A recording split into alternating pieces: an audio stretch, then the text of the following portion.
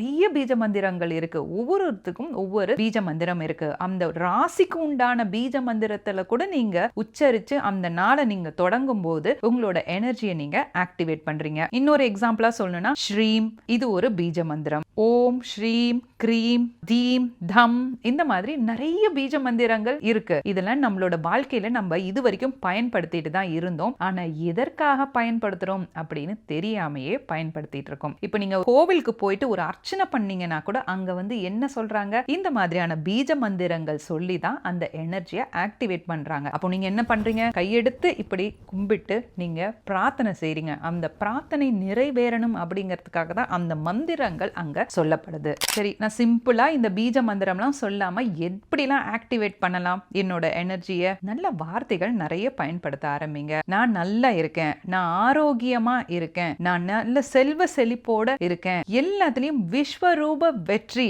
எனக்கு வந்துட்டே இருக்கு. அடுத்தவர்களோட கம்பேர் பண்ணாதீங்க. அவன் இவ்வளோ சம்பாதிக்கிறானே, அவன் இவ்வளோ சம்பாதிக்கிறாளே, எனக்கு இது இல்லையே அப்படின்னு நீங்க யோசிக்க யோசிக்க நீங்களே உங்களுக்கு வர வேண்டிய எல்லா விஷயத்தையும் தள்ளி வைக்கிறீங்க. பிளாக்கேஜை உருவாக்கிட்டே இருக்கீங்க. அது உங்களை விட்டு போயிட்டே இருக்கு. நான் ஏற்கனவே சொன்ன மாதிரி எதையும் தேடி நீங்க ஓடாதீங்க. உங்களை தேடி தானா எல்லாம் வரத்துக்கு நீங்க அந்த எனர்ஜியை மாத்தினா போதும். ஒரு கேள்வி யாராவது கேட்டா கூட அதுல நோ, நோ ப்ராப்ளம், இந்த மாதிரி வார்த்தைகள்லாம் பயன்படுத்தாதீங்க. நோ ப்ராப்ளம் அப்படின்னு நீங்க சொல்லும் போது என்ன தெரியுமா ஆகும், ப்ராப்ளம் தானா தேடி வரும். யாராவது நல்லா இருக்கியா அப்படின்னு கேட்டா எல்லாரும் எப்படி ஹாப்பியா சொல்லுவோம், நான் ரொம்ப சிறப்பா இருக்கேன், ரொம்ப ஹாப்பியா இருக்கேன். உங்களோட கஷ்டங்கள்ல பத்தி அவங்களுக்கு தெரிஞ்சுக்கணும்னு அவசியம் இல்லையே. இப்போ நான் நல்லா இல்ல, என்னோட வாழ்க்கை சிறப்பா இல்ல, எனக்கு எப்பவும் கஷ்டம் தான், நான் ரொம்ப கஷ்டப்படுறேன் அப்படின்னு இப்படி சொல்லிட்டே இருந்தீங்கன்னா உங்களோட எனர்ஜியை நீங்க கம்மி பண்ணிட்டே இருக்கீங்க.